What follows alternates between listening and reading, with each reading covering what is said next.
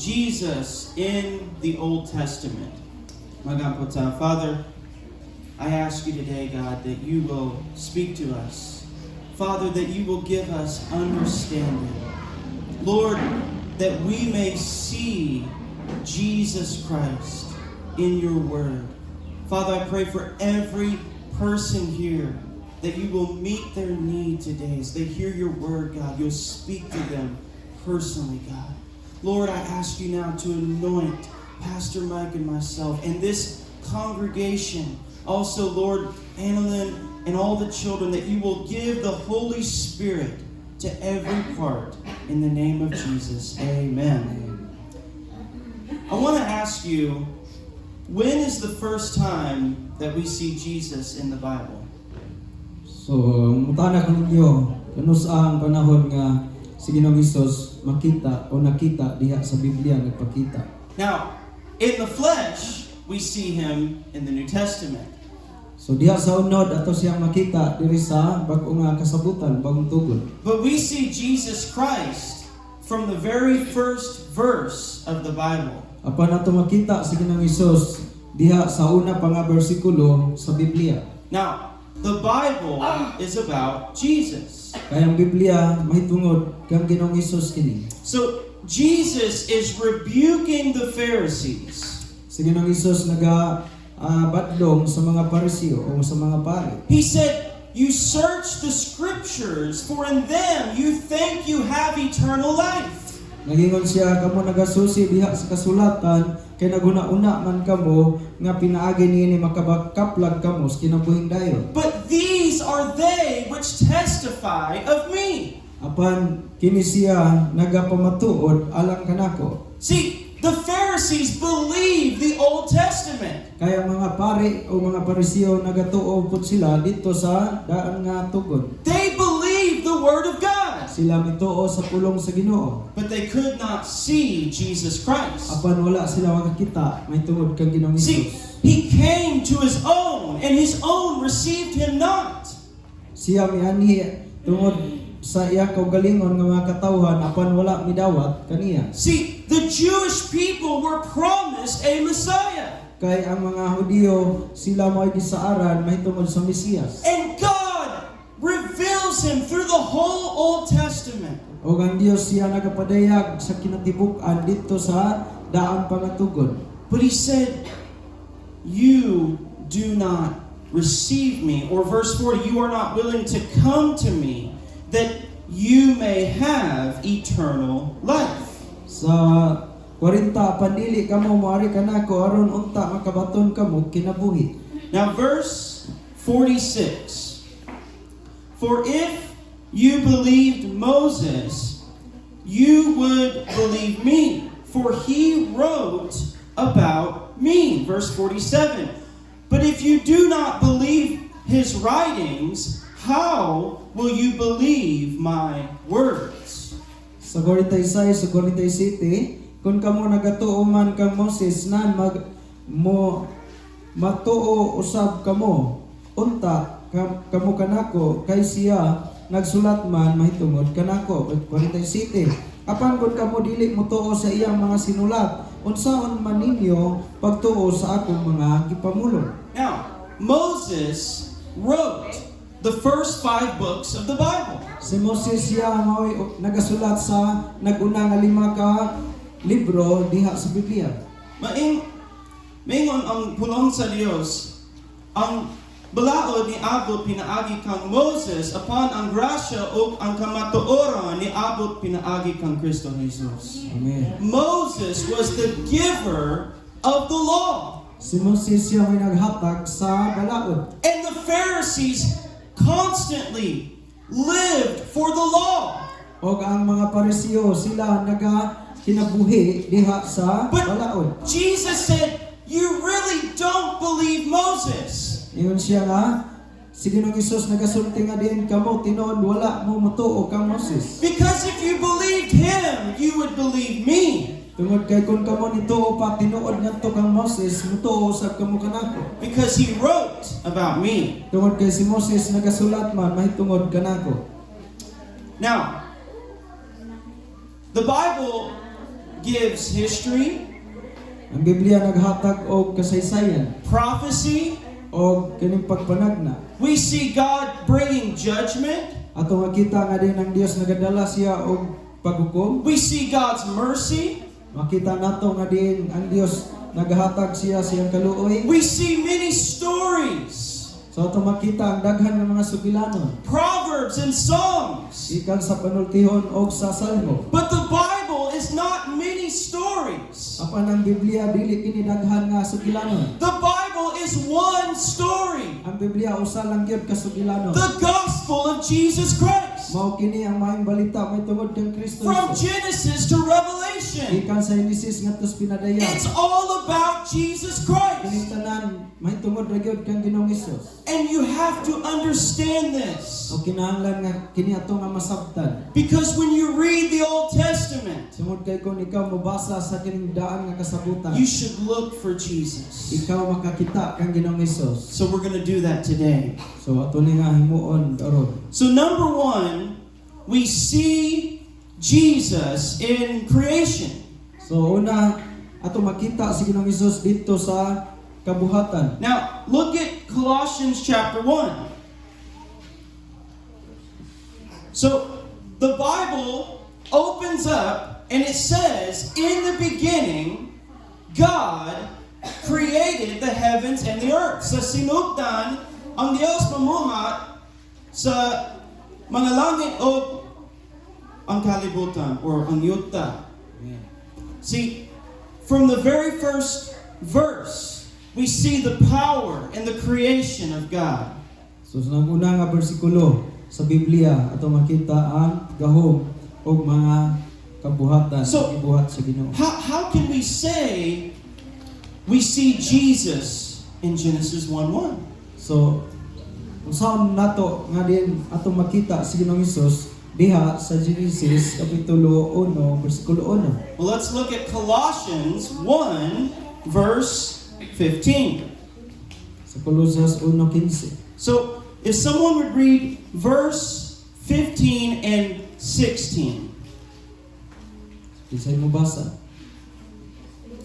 1 Insinto verse sa 15 and 16. 16.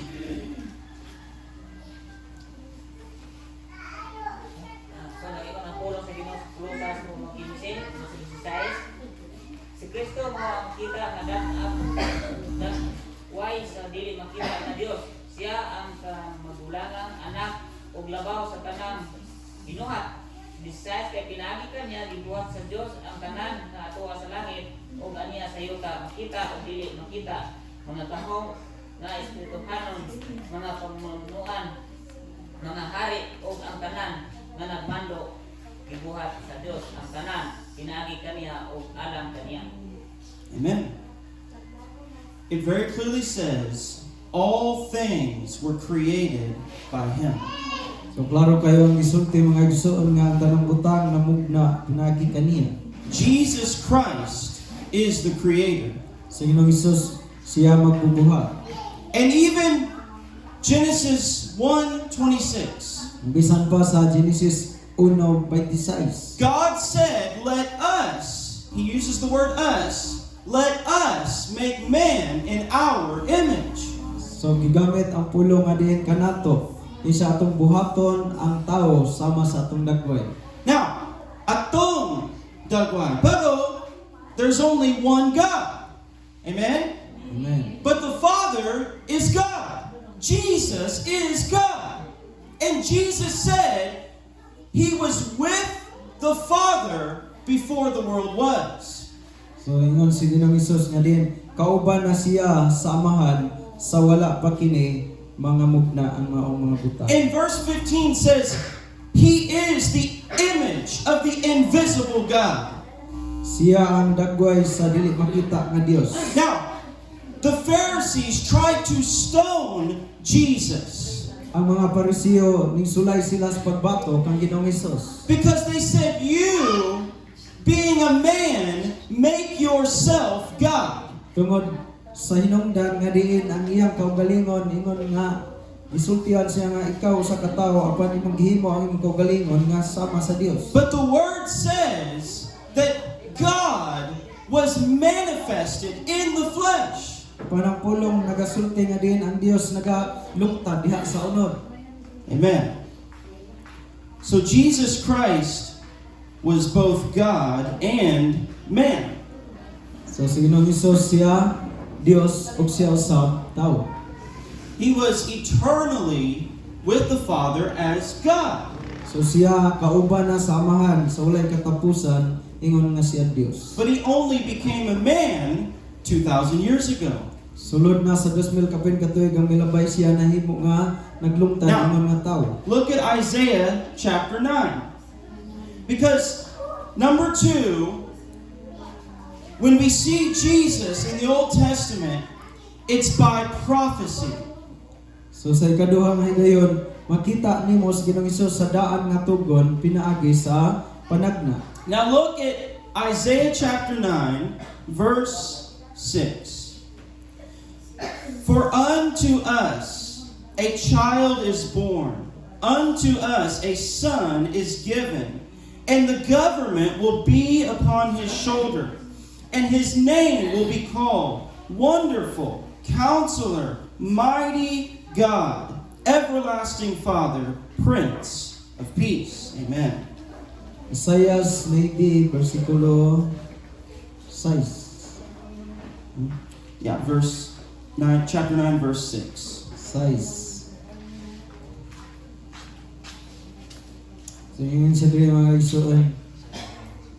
Kay alang kanato ang usa ka bata na tawo, alang kanato ang usa ka anak na lalaki gihatag ug ang kagamhanan igatungtong sa iyang abaga ug ang iyang ngalan pagatawgon kay bulungan magtatambag sa Dios Dios nga makagagahom, amahan nga walay katapusan, prinsipe sa pakigdaig. His name will be called Mighty God. So gitawag siya nga din gamhanan nga Dios. You have to understand this to know the gospel. So ato niya kining sabton ang pagkahibalo diha sa maayong balita. It took a man to fulfill the law. So kuha siya og kining tawo aron nga diin matuman ang kasuguan. But the problem is every man has sinned. Ang problema tungod kay ang Biblia nagasulti ang matag tawo makasala. So there's no man that could pay for sin. Wala gay tawo nga diin makahimo siya nga mabayaran niya ang sala. But God in the flesh, Apan ang Dios nga di naglungtad diha sa unod. without sin, Wala siya'y sala. hingpit o putli sa atubangan sa Dios, Amen. can pay for your sin. Siya ang nagbayad alang sa atong kasalanan. Because as a man, he fulfilled the law. Tungod kay ang tawo ingon nga siya mao'y nagatuman nakahingpit sa kasuguan. And as God, he had the eternal power to do it. Ug ang Dios aduna siya'y gahom na walay katapusan sa pagbuhat niini. Amen? Amen. Amen. Now look at this again. Prophecy. All throughout the Bible, we see a promise of the Messiah. So diri sa tibuok kasulatan atong makita nga dunay kining saad may tungod sa Mesiyas, Now- dunay pagpanagna. Isaiah 7, chapter 7, verse 14, yato verse 16.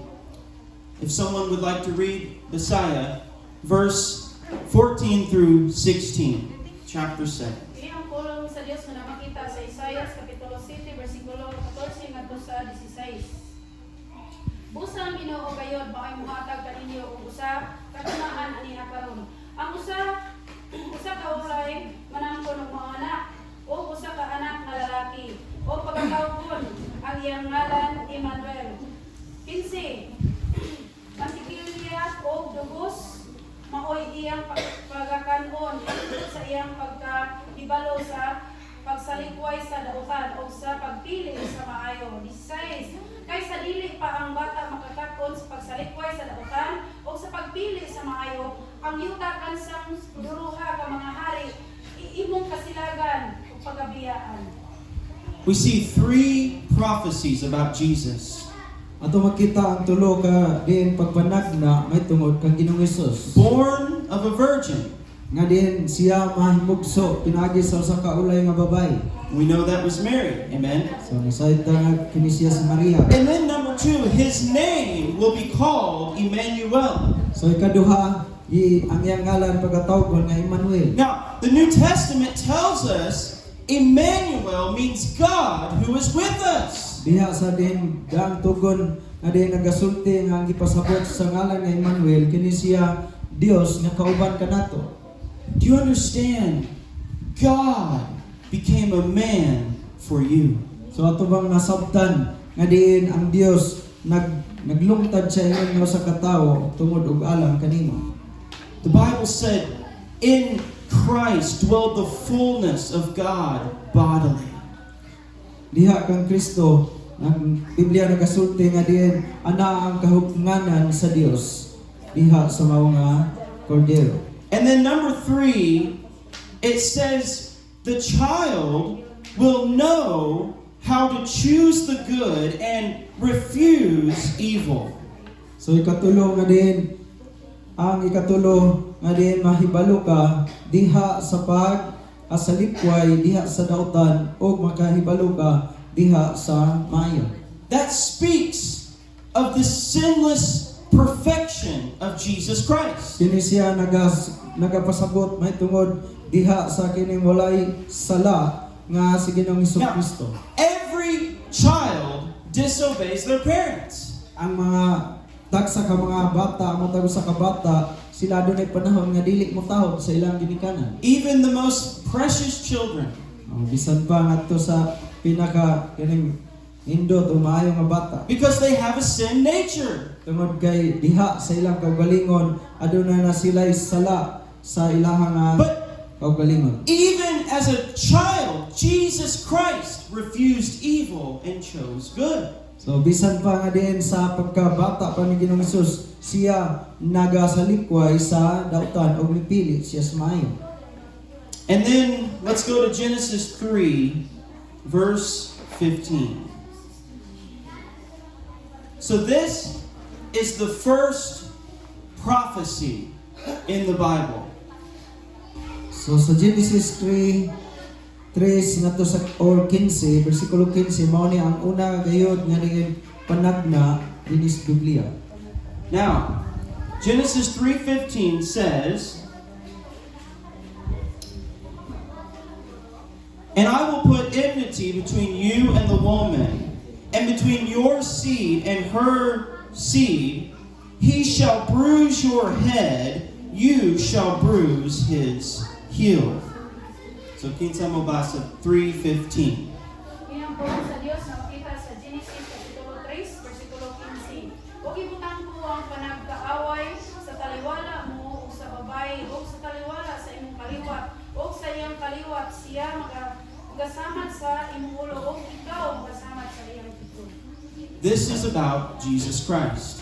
So kini mahitungod kang Ginoong Hesus. God is speaking to the serpent, Ang Dios nagasulti siya mahitungod sa serpente. Satan. Nga mao sa Satanas. And he said, I'm going to put enmity between you and the woman, between your seed and her seed. So nangingon siya, magbutang siya og kaning panagbangi diha kanimo og sa mao nga binhi sa mao nga Now, babae.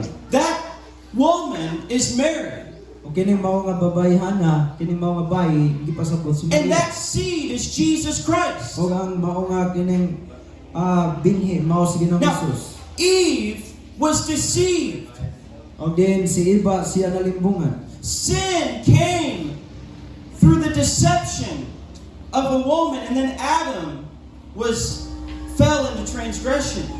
O ang sala nga gaabot pinaagis paglimbong ngadto sa babae. But God used a woman to bring the Messiah.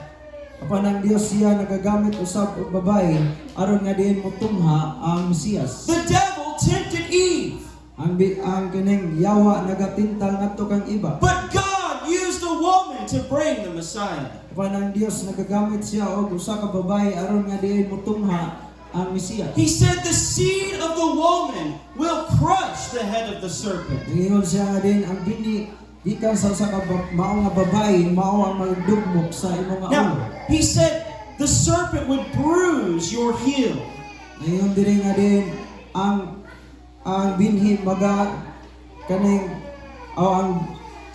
ang bitin siya magapaak sa imong tikod. Now, that's Christ on the cross. Mao kato ang panahon nga si Kristo dito sa cross. That's when his heel was bruised by the serpent. Mao kato nga din ang iyang nga tikod paak diha sa gidugmok sa yawa. But that was also the moment that he crushed the head of Satan. Apan mao kato gihapon ang panahon nga di gidugmok niya ang ulo sa serpente o sa yawa.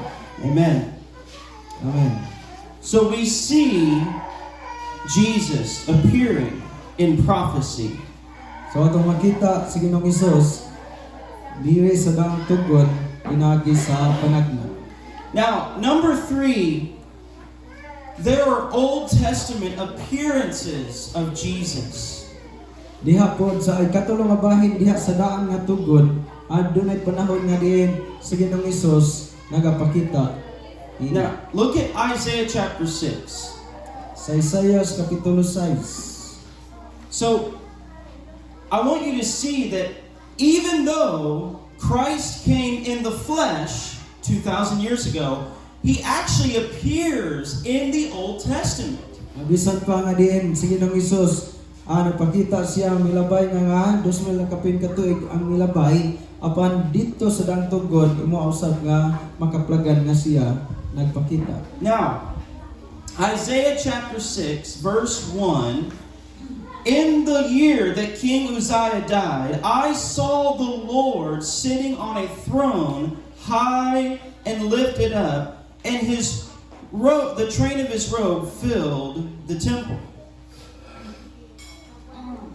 Verse 1.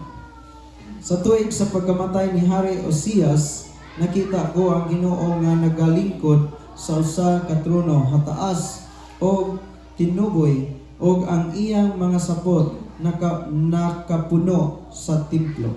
Now verse 3, and one cried to another and said, Holy, holy, holy is the Lord of hosts. The whole earth is full of his glory.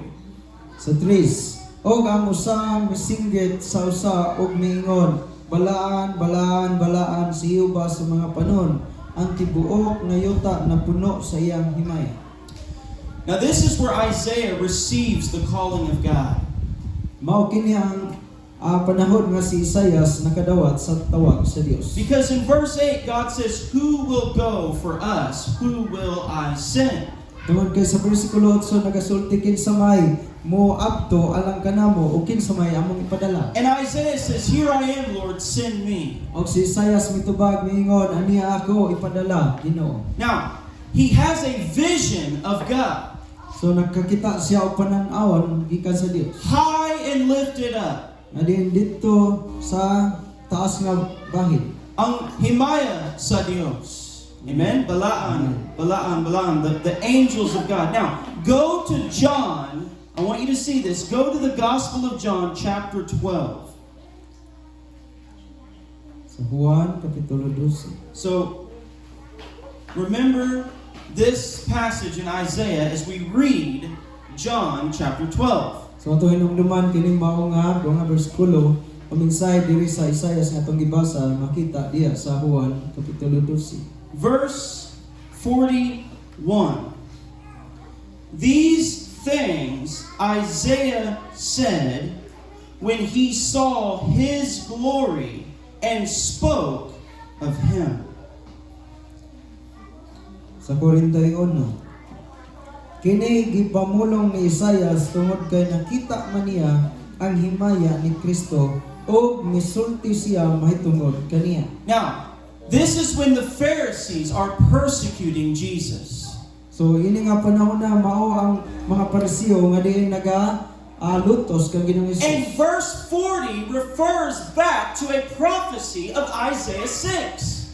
So dire sa bersikulo 40 ning kutlo ang gipamulong ni Isaias dito sa kapitulo 6. It's the same chapter when Isaiah saw the glory of God. Sa sama nga kapitulo nga diin si Isaias nakakita sa himaya sa Dios. And it said this Isaiah spoke when he saw him speaking of Jesus Christ. So ningon siya mao kini ang gisulti ni Isaias may tungod kang Ginoong Hesukristo. So Isaiah 6 is Jesus Christ. So sa Isaias kapitulo 6 nagsugot may tungod kang Ginoong Hesukristo. Now, John chapter 8, Sa Juan kapitulo 8. verse 58 and verse 59. So, it says,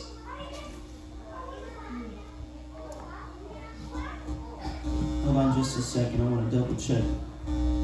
Okay. It says here, Jesus said to them, "Most assuredly I say to you, before Abraham was, I am."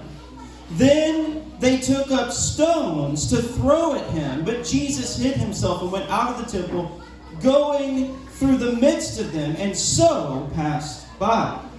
Juan 8:58 ngadto sa 59. Si Jesus mingon kanila sa pagkatinuod magaingon ako kaninyo nga sa wala pa si Abraham mauna ako. 59. Tungod niini namunit sila mga bato aron ilabay kaniya apan si Jesus mitago og migula sa templo. Now the Pharisees were arguing with Jesus. So ang mga Pariseo nagahatag sila og mga argumento kang Ginoong Hesus. And Jesus said, "If you keep my word, you will never die." Then sa Ginoong Hesus nagingon kung inyong tumano ng akong apulong dili ka mo mga matay. And they said, "What about Abraham? He's dead." O ningon sila, tanawa si Abraham namatay man. Jesus said, "Before Abraham was, I am." Si Ginoong Hesus ningon, so wala pa si Abraham, naana ako. Now, where do we see that? I am. So yung sa naana ako. Dito sa burning bush with Moses. So dito sa panahon nga nakita ni Moses ang sampinig nga nadilaab. You can find that in Exodus chapter 3. So kana makita diya sa Exodus kapitulo 3. Moses encounters God. Si Moses siya nakahibalag siya sa Dios. And he says, "What is your name?" O mingon siya, kinsa man ang imong ngalan? I am that I am. Ingon siya, ako, mao ako. And Jesus said, "Before Abraham was, I am." So mao nga gisulti ni Ginoong Hesus. So wala pa si Abraham, siya mauna. Now, it says they took up stones to kill him. Og mingon diri nga diin sila namunit og bato aron nga siya patsyon pagabato. Why would they do that? Anong ilang ning gibuhat? Because he was claiming to be God.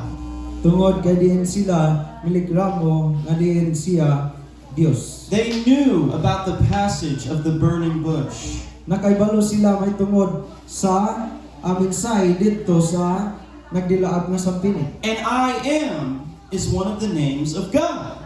O kana nga ulo nga mao ako mauna ang usa sa ngalan sa Dios. See, God said I am because He is eternal. Not I was, not I will be. I am. And I'm always God. So mao nga gitawag siya og ningon nga diin siya mao ako nagpasabot nga siya nawalay katapusan nga Dios. Now we also see Him in Daniel chapter 3. So makita pud kini diha sa Daniel kapitulo 3. Praise God. Daniel 3. So, how many of you know the story of the 3 Hebrew children being thrown into the fire? So pila ba kaninyo nahibalo sa sugilanon sa tulo ka mga batan-on nga gi tambok ngadto sa hudno. Nebuchadnezzar was king of Babylon. Si Nebuchadnezzar siya ang hari sa Babylonia ni anang panahon. And he sets up an idol of himself.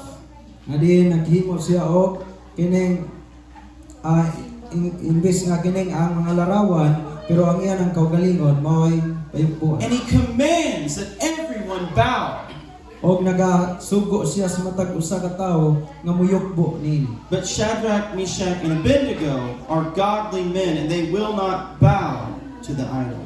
Pan si Shadrach, Meshach ug Abednego nga mga Diosnon nga mga batan-on, wala gyud sila muyukbo sumala sa gisugo. And so the king throws them into the fire. Og ang hari nagasugo nga din sila ibutang ngadto sa hodno sa kalayo. Let's go to Daniel 3, verse 24 and 25. It says, Then King Nebuchadnezzar was astonished, and he rose quickly and spoke, saying to his counselors, Did we not cast 3 men bound into the midst of the fire? They answered and said to the king, True, O king. Look, he answered, I see 4 men loose, walking in the midst of the fire, and they are not hurt, and the form of the 4th is like the Son of God. Verse 24 to 25.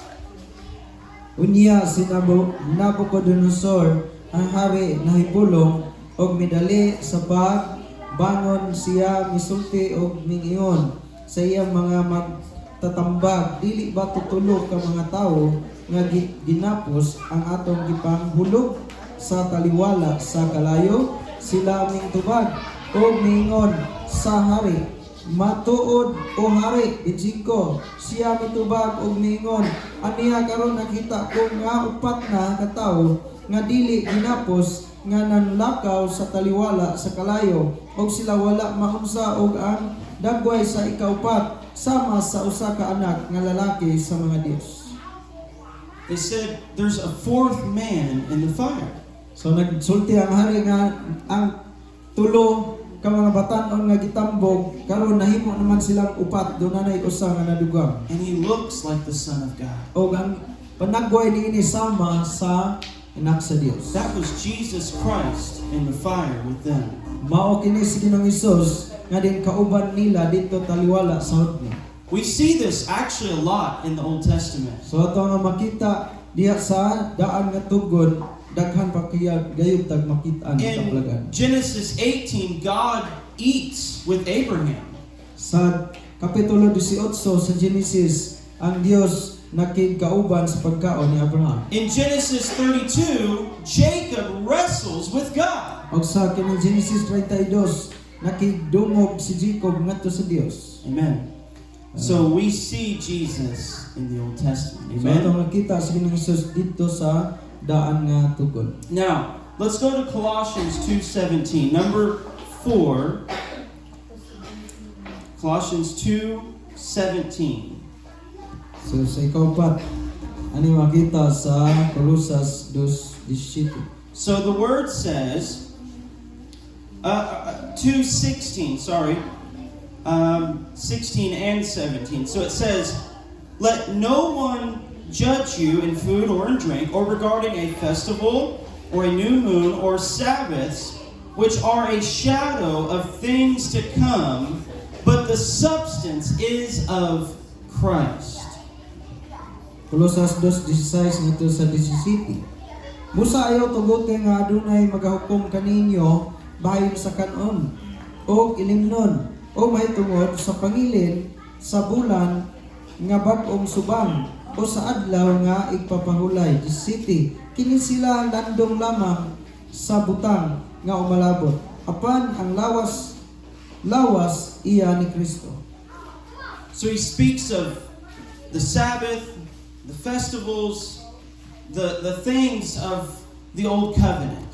So nagasulti diri mga igsoon mahitungod sa pangilin sa bulan o sa bagong subang sa bulan o sa adlaw nga ipapahulay. Kining tanan didto ni sa daang tugon. And he said, those were a shadow of things to come, but the substance is of Christ. Nagasulti diri mga igsoon kini landong lamang sa umaabot nga mga butang apan ang lawas mao si Kristo. So number 4 is shadows of Christ.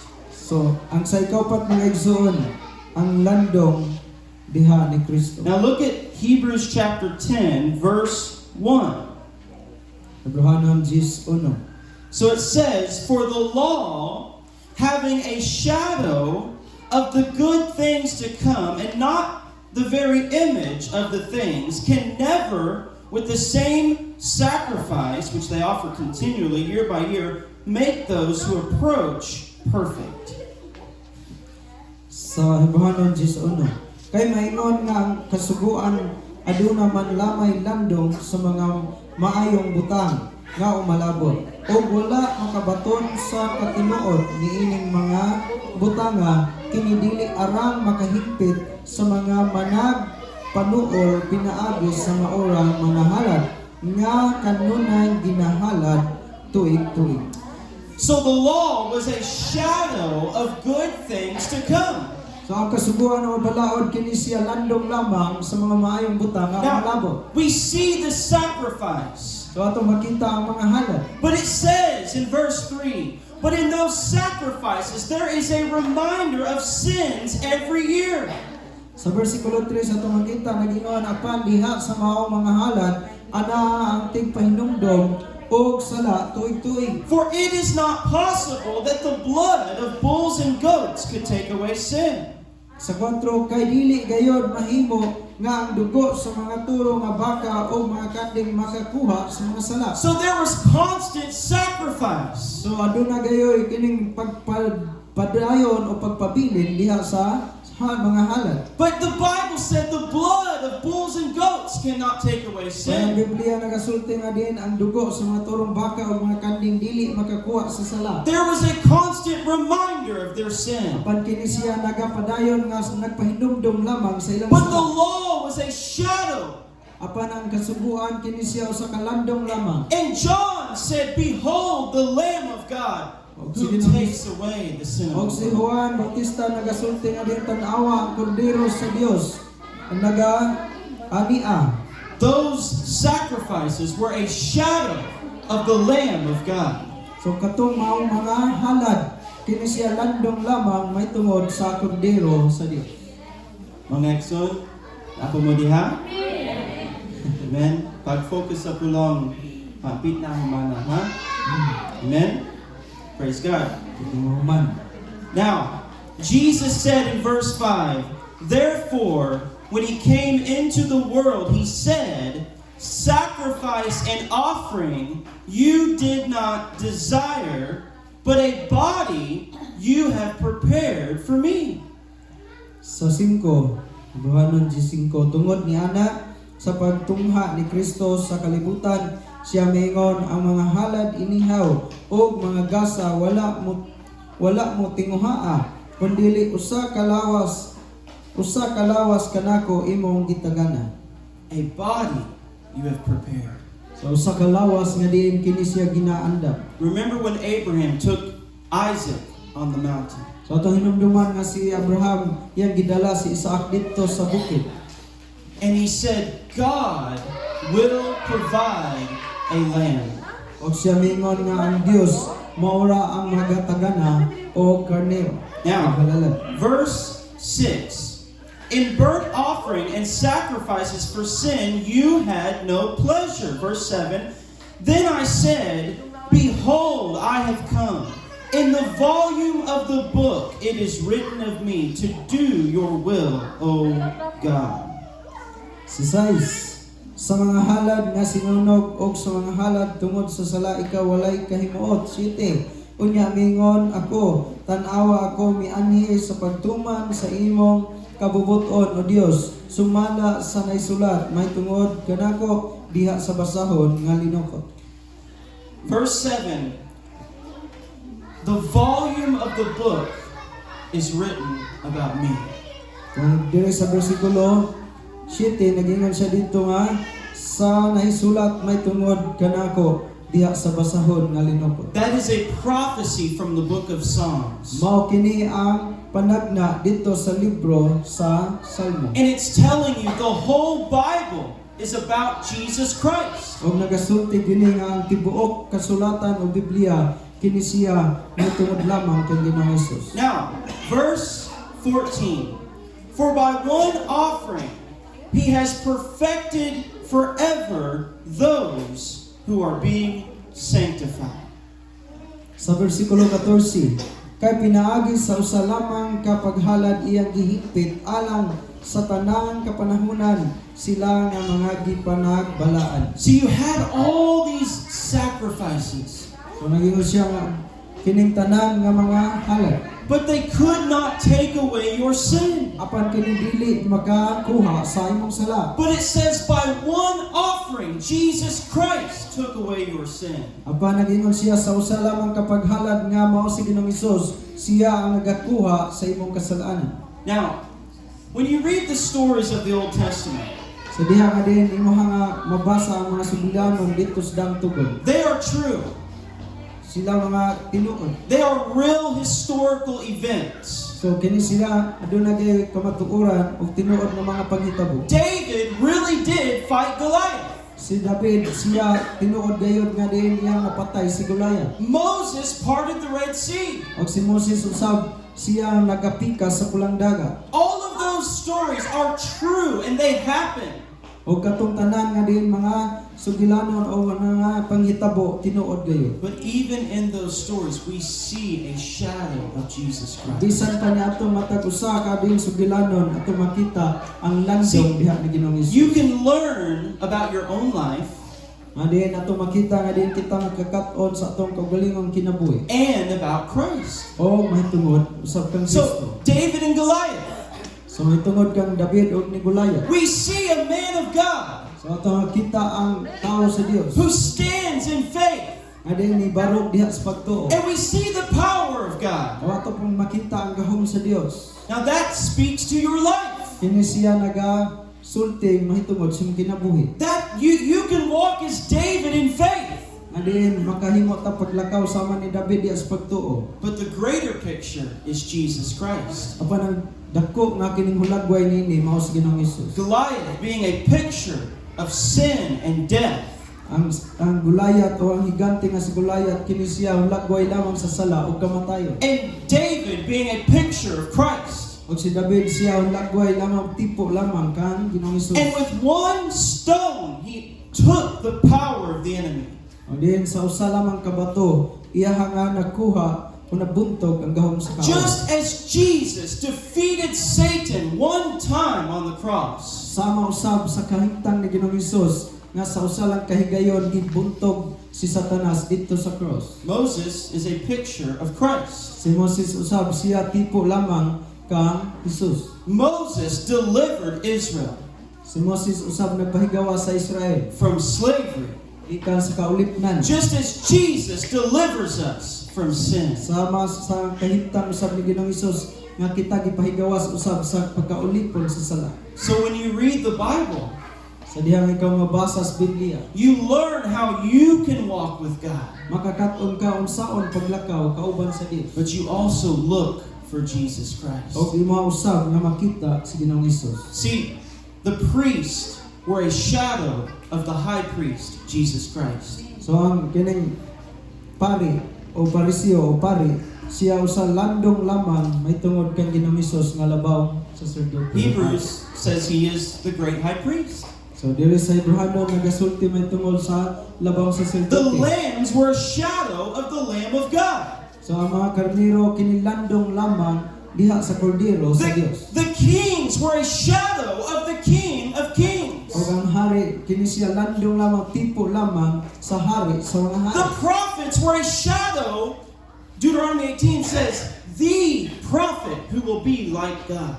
Sa Deuteronomy Kapitulo 10 kini siya tipo lamang nga din ang propeta nga din siya sama sa Dios.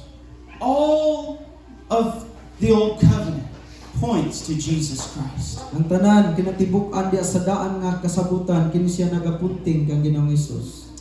Praise God. Let's go to Numbers chapter 27. And just a couple. Numeros Kapitulo 27. And there's so many. It's really incredible. Even Adam, the Bible calls Jesus the last Adam. So ang Biblia nagasulti bisan pa ni Adan. Ang Biblia nagasulti nga diin si Ginoong Hesus gitawag siya katapusang Adan. See, the first Adam came into a perfect world and he fell. ang unang Adan nitungha sa hingpit nga kalibutan ug siya na pakyas ug nakasala. But the last Adam, Jesus Christ, Apan ang katapusang Adan nga mao si Ginoong Hesus, dito sa Romans 5, he's called the last Adam. dito sa Roma kapitulo 5 gitawag siya og katapusang Adan. He came into a fallen world and he did not fall. So nitungha siya dinhi sa diin kalibutan nga puno sa kangit-ngit ug sala apan wala siya makasala ug The mapakit. first Adam was tempted by Satan in a perfect garden. Ang unang Adan siya gipintal ni Satanas dito sa hingpit nga diin tanaman sa Eden. The last Adam, Jesus Christ, was tempted in the wilderness and he overcame. Ang katapusang Adan nga mao si Ginoong Hesus gipintal siya dito sa kamingawan apan wala siya na piog o napildi. The first Adam separated us from our perfect fellowship with God. Ang unang Adan mao hinungdan nga diin nahimulag ta sa hingpit nga diin pakighiusa sa Dios. The last Adam Ang katapusang Adan restored our fellowship with God. mao ang nagpasiguli, nagpaghibalik sa ato nga diin pakigsandurot o pakighiusa sa Dios. Amen? Amen. Isn't the Bible amazing? So ang Biblia gayud mga igsoon usa kini siya ka kay bulungan. Mga ekson, mao kini ang bulang sa Dios. Amen. There is no book like the Bible. This is God's Word. Amen. Amen? Praise God. Now, Numbers 20, I had it written down. Yes, 27, there we go. In verse 16. And it says, "So let the God of the spirits of all flesh set a man over the congregation, who may go out before them and go in before them, who may lead them out and bring them in, that the congregation of the Lord may not be like sheep which have no shepherd." Sa versikulo 16, Números 27, himuon unta ni Jehova ang Dios sa mga espiritu sa tanan nga unod ang pagtudlo sa usa ka tawo nga magadumala ibabaw sa katilingban. 17. Yes. Siya nga mugula sa tubangan nila o siya nga mosulod sa tubangan nila o siya nga magauna kanila sa paggula o siya nga magadala kanila sa pagpasulod aron ang katilingban ni Jehova dili maingon sa mga karnero nga walay magbalantay. God is choosing a new leader Ang Dios siya nagapili og bag-o nga nagdumala to come after Moses. aron nga kini siya mahimo nga puli kang Moses. Now this is Joshua. O kini siya gipasabot si Josue. And he said that they may not be like sheep that have no shepherd. Ngayon sa dili nga aron nga ang katawhan dili may sama sa mga karnero nga walay magbalantay. When Jesus saw the crowd, Sa diha nga si Ginoong Hesus nakakita sa panon sa katawhan. he was overwhelmed with compassion. O din napuno siya sa kaluoy sa maong mga katawhan. Because they were like sheep that had no shepherd. Kaya iyang nakita nga din ang katawhan sama sa mga karnero nga walay magbalantay. Moses is the lawgiver. Si Moses siya ang nagahatag sa balaod. And Moses brought them out of Egypt. O din si Moses nga din ang nagapahigawas gikan sa Ehipto. And he was taking them to the promised land. O din aron nga din moadto sila sa yutang saad.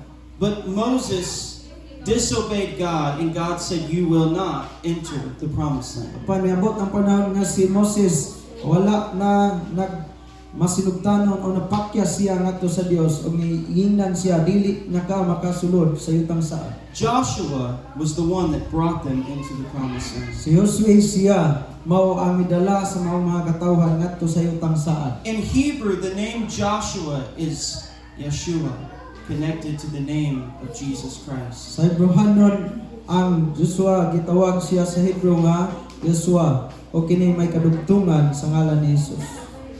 Joshua is a picture of Jesus Christ. So Josue siya maong dagway o diha tipo kang Ginoong Hesus. Remember, ang balaod ni abot pinagi kan Moses. Moses gave the law, but Jesus Christ gave grace and truth. So si Moses siya nagahatag sa balaod o si Ginoong Hesus nagahatag sa grasya. Moses represented the law. Si Moses siya nagrepresentar diha sa kasuguan o balaod. The law cannot bring you into the promised land. Ang kasuguan o balaod dili maka garantiya nga makaabot ta sa yutang saan. It's the grace of God. Kini lamang grasya sa Dios. Joshua represented the grace of the Lord. Si Josue nagarepresentar diha sa grasya sa Ginoo. Amen. Amen. My purpose for this message is to build your faith in the Word of God. So ang tumong niini mao nga mensahe aron nga diin mapalig-on ang iyong pagtuo diha sa Ginoo. Because it's incredible how the Bible all comes together to tell one story of redemption. Tungod kay kahibulungan kayo nga ang tibuok Biblia nga diin nahimong usa nga diin naghatag kanato og sugilanon may tungod kang Ginoong Hesus. Now let's stand together. Tumanindog ta mga igsoon. I want to give you one last thought to give you hope for the future. So maghatag ko ninyo og kini usa nga diin mabutang sa imong hunahuna aron nga sa tunga pagpadayon sa ugma. The Bible starts with a perfect world. Kaya ang Biblia nagasugod diha sa higpit nga kalibutan. It starts with perfect relationship between God and man. Nagsugod kini diha sa higpit nga relasyon diha sa tao ug sa Dios. And it even begins with a marriage between Adam and Eve. O kini nagasugod og kaminyoon diha ka Adan ug ni Eva. Now, the Bible ends with a marriage. So ang Biblia diha imo makita nga diin ning sulod diha sa kaminyoon. And it ends with a perfect world. Diin diha sila sa higpit nga kalibutan. When Jesus comes back, Ug sa diha nga diin si Ginoong Hesus moabot mobalik. the Bible said there will be a new heaven and a new earth. Ang Biblia nagasulti nga diin motungha unya ang bag-ong langit ug bag-ong That yuta. we will see the face of God. Ato nang makita nawong so nawong ang Ginoo. And it said He's coming for a bride who is prepared for the husband. Ug siya moanhi alang sa iyang pangasaunon nga giandam alang sa pamanuno. We are the bride of Christ. Kita ang simbahan mao ang pangasaunon ni Kristo. Amen? Amen. So, I want you, when you read the Bible, look for Jesus. Amen? Sa diha nga din mubasa kas Biblia tan-awa og pangita agay si Jesus. Amen. So let's sing to God. And this morning, let's just praise God that we have great hope, we have great confidence that God's word is true. Amen? Amen.